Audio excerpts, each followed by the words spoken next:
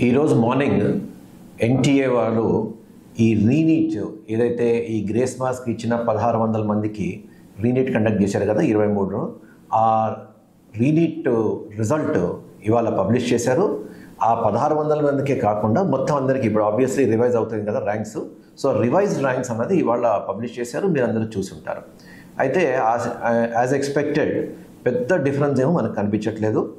720 వచ్చిన వాళ్ళు 67 నుంచి ఇప్పుడు 61 అంటే ఒక 6 తగ్గారు. ప్లస్ వేరే మార్క్స్కి ఆల్ అదర్ మార్క్స్కి ఒక డబుల్ డిజిట్స్లోనే డిఫరెన్సెస్ ఉన్నాయి. ఫర్ ఎగ్జాంపుల్ 646 వచ్చిన వాళ్ళకి ఓల్డ్ ర్యాంక్ 32,449 అయితే న్యూ ర్యాంక్ 32,412 అంటే ఒక 37 మార్కులు తగ్గాయి.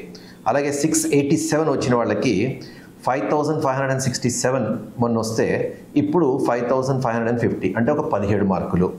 ఈ 500లోకి వెళ్తే 598 వచ్చిన వాళ్ళకి 83,036 అయితే ఇప్పుడు 82,998 అంటే ఒక 38 మార్కులు డిఫరెన్స్. అదే 557 వచ్చిన వాళ్ళకి 132,755 అంటే 1,32,755 వస్తే ఇప్పుడు 1,32,716 అంటే ఒక 39 ర్యాంకులు కొంచెం ఇంప్రూవ్ అయ్యాయి.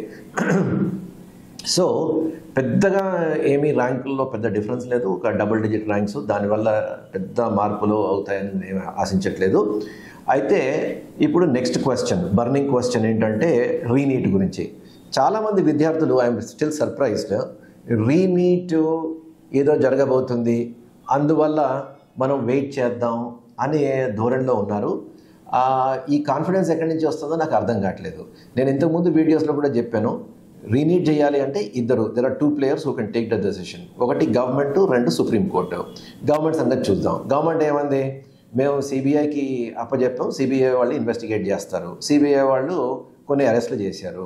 అయితే మళ్ళా ఆ అరెస్టులు కూడా ఎలా ఉన్నాయంటే ఆ ఐసోలేటెడ్ కేసెస్, ఐసోలేటెడ్ స్టేట్స్లోనే అరెస్టులు జరుగుతున్నాయి అన్నట్టు వాళ్ళు చెప్తున్నారు. తర్వాత గవర్నమెంట్ పొజిషన్ కూడా మొన్న ప్రెసిడెంట్ జాయింట్ సెషన్ ఆఫ్ పార్లమెంట్లో స్పీచ్ ఇచ్చినప్పుడు ఆవిడ ఏమన్నారంటే దోషుల్ని శిక్షిస్తామన్నారు. అంటే anybody who's found guilty they will be punished, అంతే తప్ప మేము మొత్తం అంతా రీనీట్ చేస్తాము ఇది అన్నట్టు ఎటువంటి అష్యూరెన్స్ ఇవ్వలేదు. సో గవర్నమెంట్ థింకింగ్ కూడా అదే విధంగా ఉంది.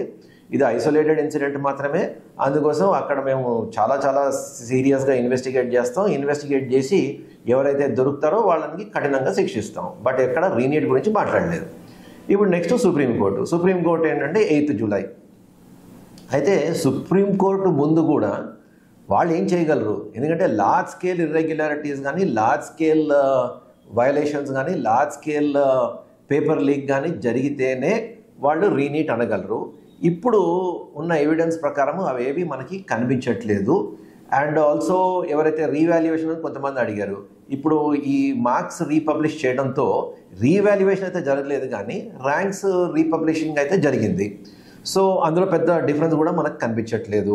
ఎందుకంటే చాలామంది ఏమనుకున్నారు, ఆ 1600 మంది వల్ల మాకు చాలా అన్యాయం అయిపోయింది, వాళ్ళందరికీ ఇప్పుడు సవరిస్తే మార్కులు ఎంత, ర్యాంకులు ఎంత తేడా వచ్చింది, ఒక డబుల్ డిజిట్స్లో తేడా వచ్చింది. సో లార్జ్ స్కేల్ ఇర్రెగ్యులారిటీస్ ఏమీ జరగలేదని ఎన్టీఏ వాళ్ళు సుప్రీంకోర్టులో వాదిస్తారు. సో దానికి కౌంటర్గా ఎవరైతే పిటిషనర్స్ ఉన్నారో చెప్పడానికి కూడా ఏమీ లేదు. So I don't think supreme court ముందర ఏదైనా పెద్దగా వాదన వస్తుందని నాకేమీ అనిపించట్లేదు.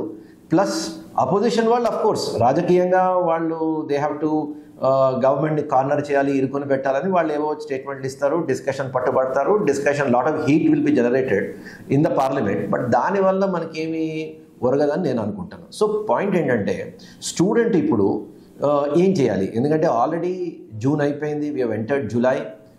8th జూలై నాడు యాజ్ ఎక్స్పెక్టెడ్ చాలామంది 8th జూలై నాడు ఏదో వచ్చేస్తుంది అనుకుంటారు. 8th జూలై నాడు ఏమవుతుంది, సుప్రీంకోర్టు వింటుంది, మళ్ళీ ఒక వాయిదా వేస్తుంది. So this will go on for some time unless there is something serious. So అలాంటప్పుడు స్టూడెంట్ పోస్ట్పోన్ చేయకుండా మెంటలీ రెడీ అవ్వాలి. ఎవరైతే సీట్లు వచ్చే ఛాన్స్ ఉన్నాయో ఆబ్వియస్లీ ఇప్పుడు కౌన్సిలింగ్ రెడీ అవ్వాలి. 6th నోటిఫికేషన్, ఆల్ ఇండియా కోటాకి నోటిఫికేషన్ వస్తుంది and you should be ready. ఎవరికైతే సీటు వచ్చే ఛాన్స్ లేదో, ఎవరైతే రిపీట్ చేద్దాం అనుకుంటున్నారో వాళ్ళు ఇంకా టైం వేస్ట్ చేసుకోకుండా ఇమ్మీడియట్గా దే షుడ్ స్టార్ట్ ప్రిపరేషన్. ఒకవేళ అన్లైక్లీ కేస్ ఒక ఒక 0.1% ప్రాబబిలిటీ ఉందనుకుందాం రీనీట్కి. ఒకవేళ రీనీట్ జరిగినా కూడా ఇప్పుడు ఒక లాంగ్ టర్మ్ ప్రిపరేషన్లోకి వెళ్ళిపోతే they will get into the groove. దానికోసం వెయిట్ చేయక్కర్లేదు, ఖాళీగా కూర్చునే బదులు at least long term preparation start చేస్తే రేపొద్దున ఒకవేళ in the unlikely event of re NEET Supreme Court ఏదో ఒక మిరకల్ జరిగి Supreme Court whatever it finds that there is some large scale problem with this NEET అన్నప్పుడు వాళ్ళు ఏదైనా అంటే ఒక 1% లెస్ దెన్ 1% ఛాన్స్ ఉందనుకున్నా కూడా ఈ ఖాళీగా కూర్చునే బదులు లాంగ్ టర్మ్ ప్రిపరేషన్ చేసుకుంటూ ఉంటే you will get back to the groove and you will get into the examination mood. ఆ తర్వాత ఒకవేళ నిజంగా అది జరిగితే then you can accelerate your preparation. అంతేగాని ఇంట్లో కూర్చొని రేపేదో జరగబోతుంది, రేపేదో రీనీట్ వస్తుంది, రేపేదో రాయగలుస్తాము అని అలాంటి భ్రమలో మాత్రం స్టూడెంట్స్ ఉండకూడదు. ఎందుకంటే స్టూడెంట్స్ ఎవరైతే మొన్న నీట్ ఎగ్జామ్లో ఈ పేపర్ ఈజీగా ఉన్నప్పుడే ఆశించినట్టు మార్క్స్ రాలేదో వాళ్ళు 1 month 1.5 month నోటీస్లో పెద్ద మిరకల్ జరిగిపోయి వాళ్ళ మార్క్స్ ఏవో పెద్దగా ఇంప్రూవ్ అయిపోతాయని I don't have any expectation. And students కూడా అలాంటి ఆశలు ఏం పెట్టుకోకూడదు. సో అలాంటి సిచ్యువేషన్లో there is no point in waiting. Long term preparation ఇమ్మీడియట్గా స్టూడెంట్స్ స్టార్ట్ చేయాలి. Even if there is reNEET exam, ఈ లాంగ్ టర్మ్ ప్రిపరేషన్ మనకి యూస్ఫుల్గానే ఉంటుంది. So that is what the students have to realise, and I don't think they should waste any further time. All the best for your neat preparation.